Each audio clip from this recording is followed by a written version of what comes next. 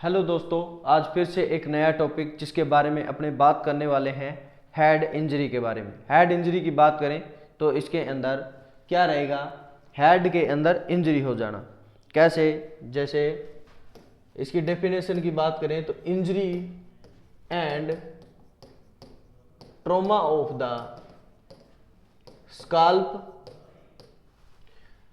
Scalp meninges bone and brain, इनमें क्या हो जाए, ट्रॉमा हो जाए या इंजरी हो जाए, उसको क्या बोलते हैं, हेड इंजरी बोलते हैं। आगे बात समझ में। इसके बाद में इसके कोज क्या हो सकते हैं। कोज की बात करें तो बर्थ ट्रॉमा क्या हो जाएगा, बर्थ ट्रॉमा, या फिर क्या हो सकता है एक्सीडेंटली ट्रॉमा। ठीक है, ये क्या होते हैं, इस हेड इंजरी के मोस्ट कॉमन कोज होते हैं। इसके बाद में आगे बात करने वाले हैं साइन सिम्टम के बारे में कि कौन कौन से साइन सिम्टम आएंगे। तो sign symptom depend on the ICP, intracranial pressure पे क्या होते हैं, साइन सिम्टम डिपेंड करते हैं। तो इसके अंदर देखो इन्फेंट में क्या क्या साइन सिम्टम आते हैं, इन्फेंट में, और चिल्ड्रन के अंदर क्या क्या साइन सिम्टम आते हैं। तो सबसे पहले बात करने वाले हैं इन्फेंट के बारे में। तो इन्फेंट में आपको क्या मिलेगा, बल्जिंग फोंटानेल्स, बल्जिंग क्या मिलेगा, फोंटेनल्स मिलेगा। आगे बात समझ में। इसके साथ साथ में और क्या मिलेगा, इंक्रीज हेड सरकमफेरेंस भी क्या मिलेगा, हेड का वो बढ़ा हुआ मिलेगा। और क्या रहेगा, हाई पिच, बेबी क्या करेगा, क्राई, हाई पिच्ड क्राई करेगा। इसके साथ में वाइड सुचर लाइन भी क्या रहेगी, वाइड रहेगी। ये तो किसमें था, इन्फेंट के अंदर। और अगर चिल्ड्रन की बात करें तो इसके अंदर क्या क्या रहेगा, जैसे nausea and vomiting, head injury या इंक्रीज ICP के ये क्या है, अर्ली साइन है नोजिया एंड वोमिटिंग। इसके साथ साथ में लॉस ऑफ कॉन्शियसनेस भी क्या हो जाएगा, पेशेंट का लॉस हो जाता है। आगे बात समझ में। इसके साथ साथ में और क्या हो जाएगा, जैसे डिसओरिएंटेशन है, लेथार्जी है, डिसओरिएंटेशन,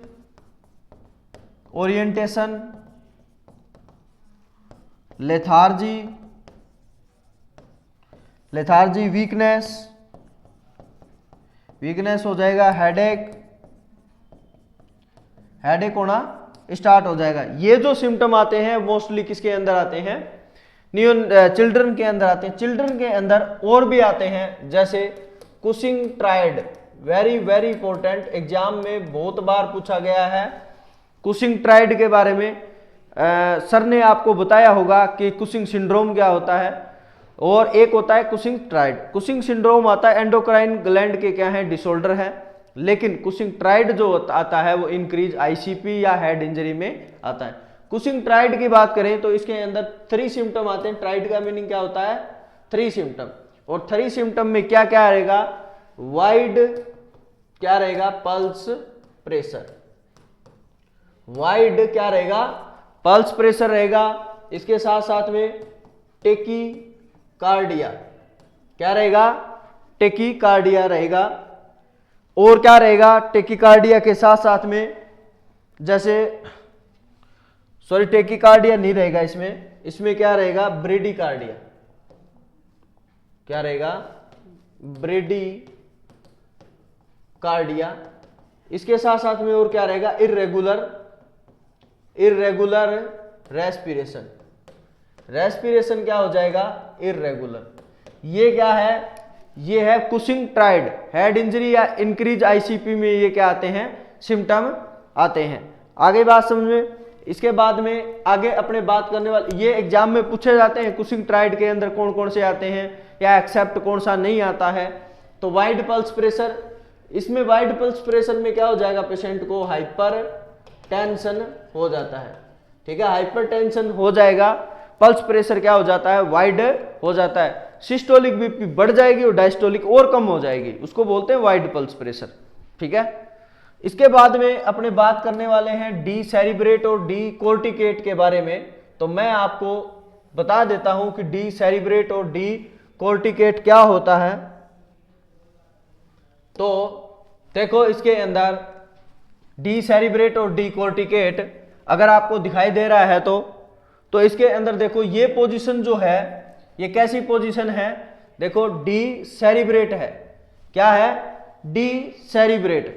डी सेरिब्रेट की बात करें तो इसके अंदर क्या होगा, डैमेज हो जाता है अपर ब्रेन स्टेम, याद रखना क्या डैमेज हो जाता है, अपर ब्रेन स्टेम डैमेज हो जाता है, जिसकी वजह से हैंड का क्या हो जाएगा, देखो अबडक्शन हो जाता है और एक्सटेंशन हो जाता है। ये देखो अबडक्शन हुआ है, अबडक्शन क्या होता है, बाहर की साइड आ जाएगा और क्या हो जाएगा, हेड का मतलब रिस्ट का क्या हो जाता है, इसमें फिंगर क्या हो जाएगी, मोस्टली रिस्ट एंड फिंगर क्या हो जाएगी, फ्लैक्स हो जाती है, रिस्ट एंड फिंगर क्या हो जाएगी, फिंगर क्या हो जाएगी, फ्लैक्स हो जाती है, फ्लैक्शन हो जाएगा, उसको क्या बोलेंगे, उसको बोलते हैं डी सेरिब्रेट पोस्चर। अगर आपको दिखाई दे रहा है तो इसका हैंड है, ये देखो ऐसे हो गया है, ऐसे इसका हैंड है, ये ऐसे सीधा हो गए और बैक साइड मुड़ गया है, उसको क्या बोलेंगे, उसको बोलते हैं डी सेरिब्रेट पोस्चर।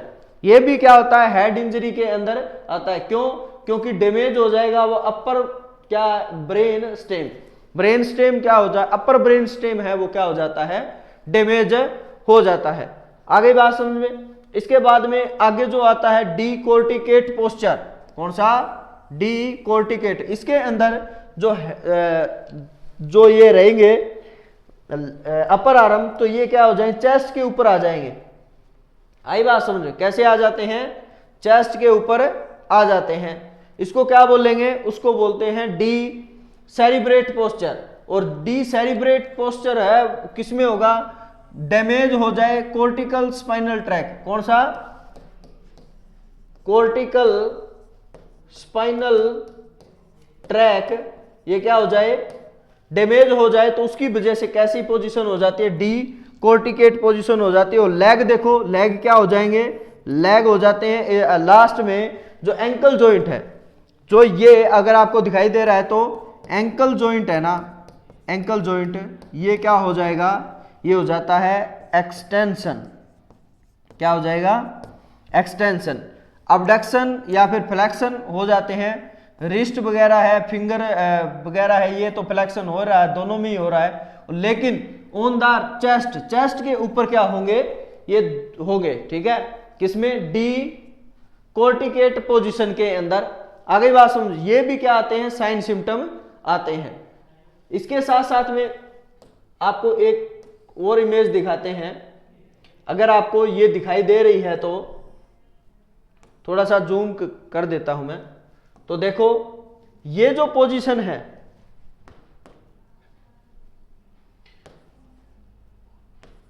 ये जो पोजीशन अगर आपको दिखाई दे रही है, ये भी क्या है, डी कोर्टिकेट और डी सेरिब्रेट पोजीशन है।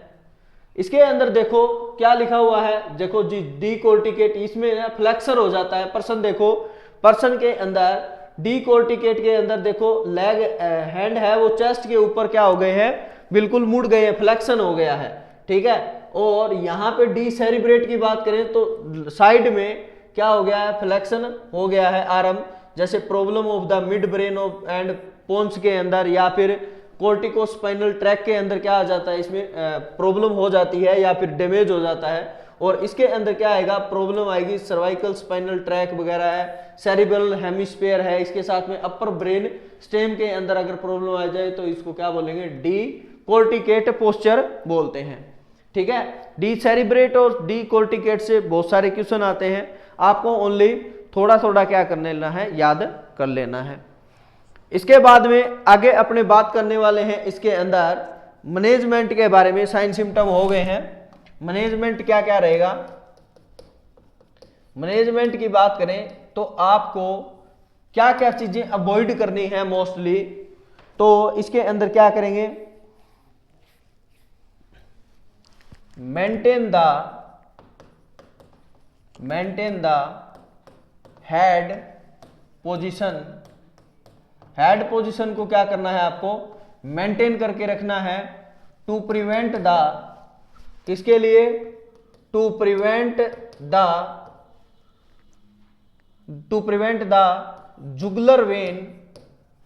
Jugular vein compression.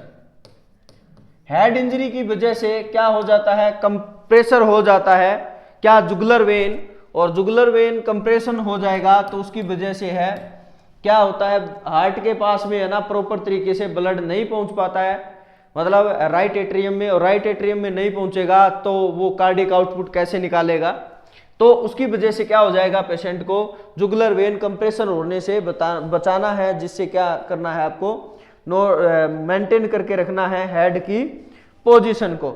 आ गई बात समझ में। इसके साथ साथ में और क्या करना पड़ेगा, avoid the side to side head. ऐसे नहीं है कि साइड टू साइड ऐसे कभी इधर कर दिया कभी इधर इस साइड कर दिया है, ये भी नहीं करना है। टू प्रिवेंट द, उससे भी क्या करना है आपको, to prevent the jugular vein compression. Jugular vein compression से अगर बचाना है तो आपको है साइड टू साइड क्या करना पड़ेगा, हेड को अवॉइड करना पड़ेगा। इसके साथ साथ में और क्या करना पड़ेगा, अवॉइड द, क्या करना पड़ेगा, नेजल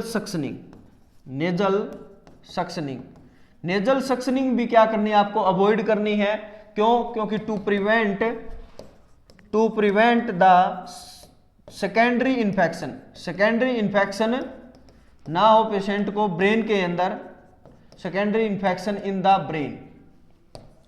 ब्रेन के अंदर क्या ना हो, सेकेंडरी इन्फेक्शन ना हो, इसके लिए भी क्या करना पड़ेगा आपको, उसको प्रिवेंट करना पड़ेगा। जैसे ही नेजल कैथेटर डाल के आप सक्शन करोगे तो उसकी वजह से क्या है, ऊपर हेड इंजरी हो रखी है, वो साइट पे डिपेंड करता है, और ऊपर क्या हो सकता है, सेकेंडरी इन्फेक्शन होने के चांस रहते हैं, तो इसीलिए उसको सक्शनिंग वगैरह है ये सारी क्या करनी है, अवॉइड करनी है। आगे बात समझिए। इसके साथ साथ में मॉनिटर द वाइटल